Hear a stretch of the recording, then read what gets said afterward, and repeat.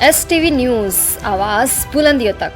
आप देख रहे हैं STV न्यूज़ जिला ब्यूरो पार्टी की खास रिपोर्ट। आप खास करके देख रहे हैं कि आज नामांकन का दिन, जो अभी मैं पहुंचा हूं रास बिहारी उच्च विद्यालय मधेपुरा में मौजूद, जहां राजद के तमाम महागठबंधन, इंडिया गठबंधन के मौजूद नेता अभी यहां वर्तमान आप देख रहे हैं मंच के आगे में विराजमान है, जहां नामांकन करने के लिए डॉक्टर कुमार चंद्रदीप जी आज अपना नामांकन दाखिल कर लिया, जिसके बाद उन्होंने अपना बयान और मंतव्य दिया है। जय हिंद, जय भारत। देश को बनाने का चुनाव, संविधान और लोकतंत्र को बचाने का चुनाव, भाईचारा बचाने का चुनाव। आप लोग सब लोग सुने होंगे भाजपा के नेता लोग कितनी बार, एक नेता नहीं, चाहे दक्षिण हो, उत्तर हो, पश्चिम हो, पूरब हो या बिहार में भाजपा के लोग लगातार एक बात बोल रहे हैं, मोदी जी को प्रचंड बहुमत दे दो, हम संविधान को बदल देंगे। यही बात बोल रहे हो, खुलेआम बोल रहे हैं। बाबा साहब का लिखा हुआ संविधान है, कोनो एडो गेडो बाबा का नहीं लिखा हुआ है, ये बाबा साहब अम्बेडकर का लिखा हुआ संविधान है। किसी माई के लाल में दम नहीं जो हमारे संविधान को जो है बदल सके। इस पे बात नहीं होती, पढ़ाई, दवाई, कमाई, सिंचाई के बारे में बात नहीं हो रही। एनडीए का सांसद है, 10 साल से प्रधानमंत्री है, 17 साल से मुख्यमंत्री उनका है। बताइए आपके जीवन में क्या लोगों ने सुधार लाने का काम किया? यही मोदी जी आते थे, कहते थे भाइयों बहनों अच्छे दिन लाएंगे, हर एक के खाता में 15-15 लाख रुपया डालेंगे, हर साल 2 करोड़ रोजगार देंगे, किसानों का आय दुगुना कर देंगे, 22 तक सबका पक्का मकान बना देंगे, बिहार को विशेष राज्य का दर्जा देंगे, विशेष पैकेज देंगे, कारखाना खुलवा देंगे, चीनी मिल खुलवा देंगे। एक काम जो है शिक्षा को बेहतरी में, चिकित्सा को बेहतरी में, या आप जो लोग यहाँ हैं आपके गांव में, आपके पंचायत में एनडीए के लोग जो A to Z बैठे हैं, ऊपर से नीचे बैठे हैं, सांसद एनडीए का, बिहार में सरकार उनका, केंद्र में सरकार उनका, आपके गांव और पंचायत में क्या काम किया? कोई काम नहीं। केवल बोला जाएगा तो बोलते हैं कि राशन दिया है, 5 किलो राशन दिया है। अरे कौन मोदी जी के आने के बाद से राशन मिल रहा है? फूड सिक्योरिटी बिल कांग्रेस के जमाने में आया, उससे पहले से चला रहा है। पहले राशन मिलता था, पहले चीनी भी मिलता था, पहले तेल भी मिलता था, किरासनो तेल मिलता था। तो इनके जुमलेबाजी में नहीं फंसना। ये लोग बड़ा बड़ा बात करेंगे कि हम ये करेंगे, वो करेंगे, लेकिन आज बताइए प्रधानमंत्री जी हर जगह आ रहे हैं, बिहार में चुनाव में प्रचार में, क्या उनके मुंह से नौकरी के बारे में सुन रहे हैं? किसान के बारे में सुन रहे हैं? आप गरीबी कैसे हटाइएगा प्रधानमंत्री जी इसके बारे में सुने? महंगाई कैसे कम करेंगे इसके बारे में सुना? कोई काम जो है ये नहीं कर रहे, कोई काम नहीं कर रहे। और आप लोग मधेपुरा की जनता हमारे पिता की कर्म भूमि नहीं है, आप लोगों ने इतना मान सम्मान हमेशा देने का काम किया। विधानसभा में भी आप लोगों ने मधेपुरा सीट जिताने का काम किया, लेकिन जिस हिसाब से हमको ताकत देना चाहिए वो ताकत नहीं मिला। आपका जब भाई बीच में चुनाव प्रचार कर रहा था तो बोले थे 10 लाख सरकारी नौकरी देंगे। चाचा क्या बोलते थे, कहां से लाएगा, अपने बाप के पास से पैसा लाके नौकरी बांटेगा? असंभव है। लेकिन उन्हीं चाचा के हाथ से उन 17 महीनों में हमने 5 लाख सरकारी नौकरी का नियुक्ति पत्र बंटवाया, काम किया।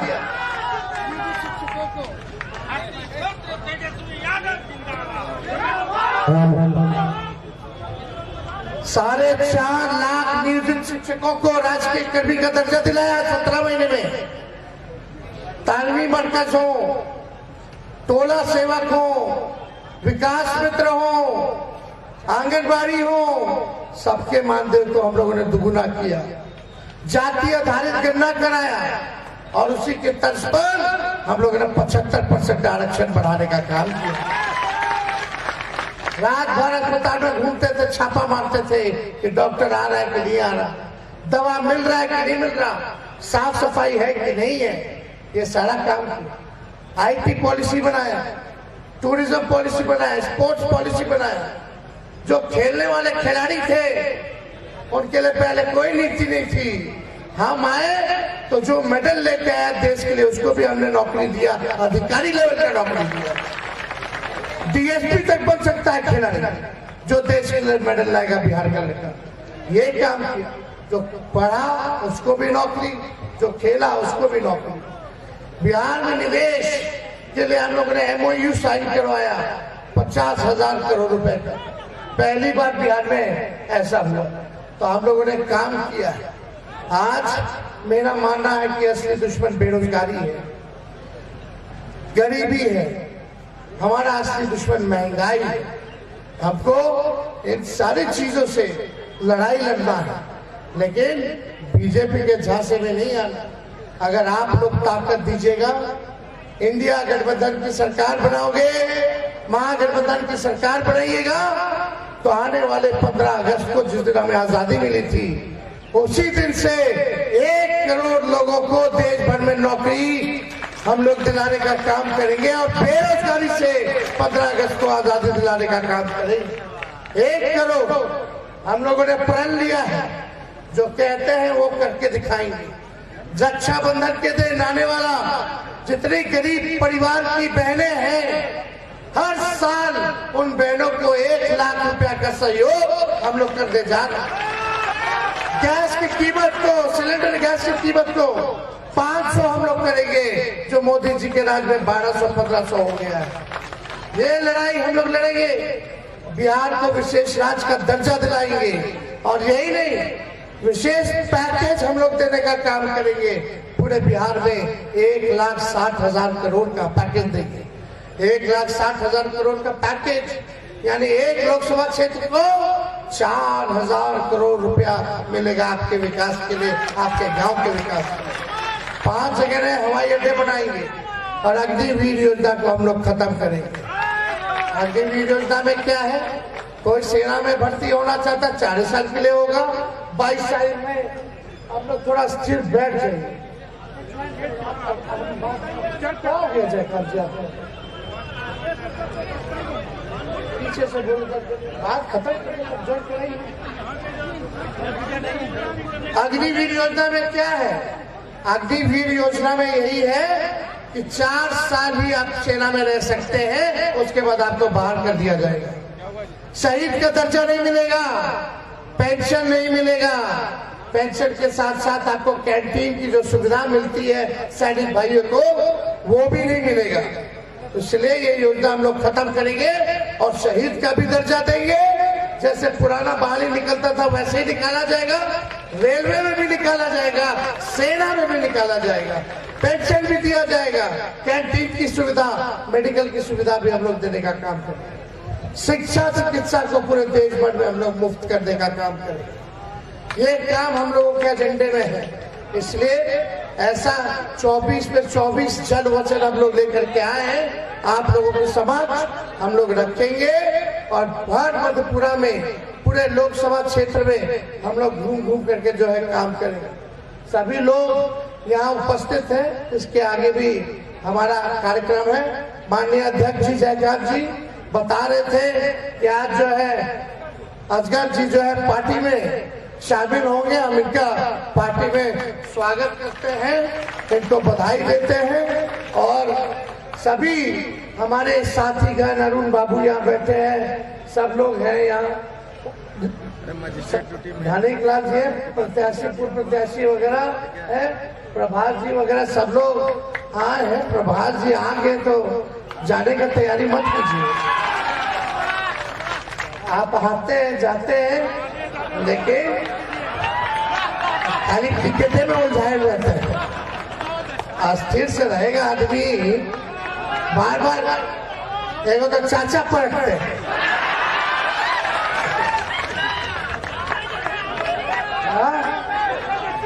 चाचा जी तो पलट गए। बताओ, चाचा नहीं पलटे होते तो अब तक 10 लाख लोगों को नौकरी मिल गया हो। अब आए हैं तो नेतृत्व पे भरोसा रखे।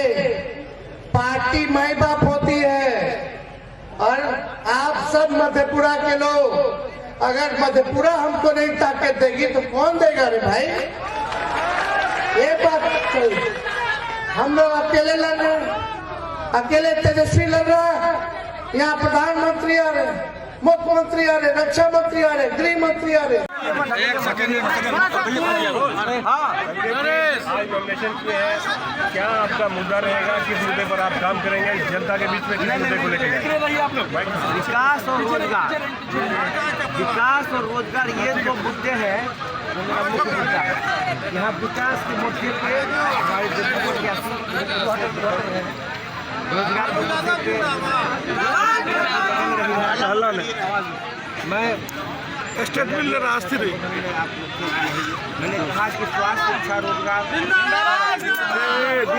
हेलो, अरे हल्ला बंद की जो समस्याएं हैं वो सब उनके द्वारा कुछ भी उसका समाधान करने का कारगर प्रयास नहीं किया गया। सर आपके नहीं किए होंगे या बोले नहीं, लेकिन उसका कोई आउटकम नहीं निकला, रिजल्ट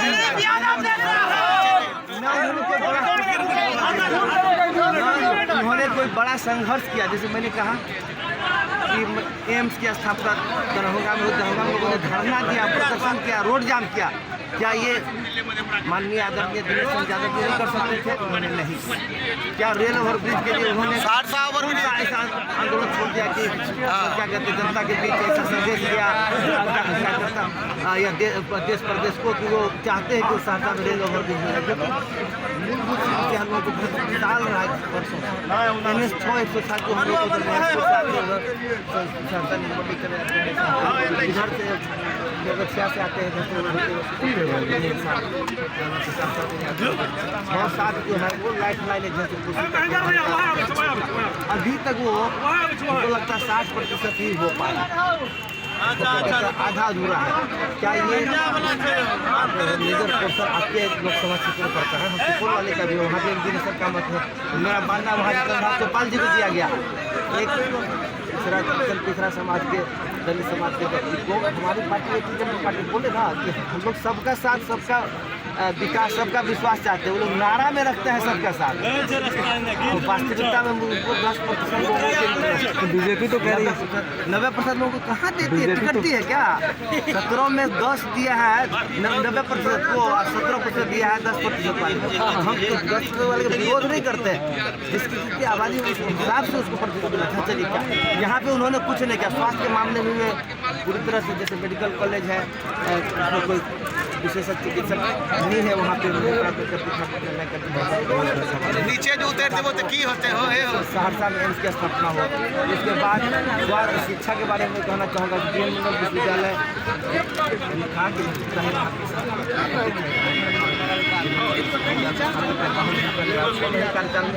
ऐतिहासिक 12 साल राज्यसभा में, लेकिन इसके बाद का जो सिलसिला है वो क्या कहते हैं बहुत ही मंद गति से चला। और कह रहे हैं कि 17 साल 18 साल से तो आदरणीय श्री नीतीश कुमार जी हम लोग का 1.5 साल आया, तो 1.5 साल में 1.5 साल से भी कम 17 महीने में जो उपलब्धि है वो ऐतिहासिक है, स्वर्णिम है, अविस्मरणीय है। बिहार के इतिहास में, देश के इतिहास में, विश्व के इतिहास में एक क्या कहते हैं स्वर्णिम अक्षरों में लिखा जाएगा। सबसे पहला जाति आधारित जनगणना जो कराई गई, रुपया दिया जाएगा। हम लोग का बीजेपी तो कह रही है कि बिहार में दारू दिया जाएगा, आरजेडी को एक भी सीट नहीं। 60 से 5 जदयू भाजपा के मैनिफेस्टो में था क्या बताएं आप लोग? हम लोग के राजद के घोषणा था, उसको हम लोगों ने अपनी महागठबंधन सरकार में हम लोगों ने लागू कराया। अपमान सह के भी हम लोग 79 थे, उन लोग का 45 था तो करीब वो भी। उसके बाद यहाँ पे जो है क्या कहते हैं जितनी भी और भी समस्याएं हैं जैसे NH 107 भी हो गया, रोजगार के मामले में स्थानीय मुद्दा और डेवलपमेंट पे खास ना यहाँ पे क्या कहते हैं बैजनाथ पेपर मिल है, वो भी आपको पूरा नहीं हुआ अभी तक। क्या कहते हैं उसको वहाँ पे क्या यहाँ नहीं लगा, यहाँ पर कितनी होती है। तो यहाँ कहते हैं कि वो मुझे अगर मौका मिलेगा तो यहाँ से पलायन अभी भी हो रहा है। मधेपुरा के लगभग 51% आबादी युवा है, तो बेरोजगारी की संख्या चरम पे है। और मैं कहना चाहूँगा कि ये देश में गिर रहा है, आरक्षण खतरे में है, संविधान को खत्म करने की साजिश हो रही है, हम सबको महंगाई चरम पे है। इन सबको इंडिया गठबंधन की जीत भारत में हो और होने जा रही है। और बिहार 40 की 40 से यहाँ पे हम रिकॉर्ड वोट जीतने जा रहे हैं। हर जाति वर्ग का अपार जनसमर्थन हमें मिल रहा है और I am going to win this seat with thumping majority with handsome margin.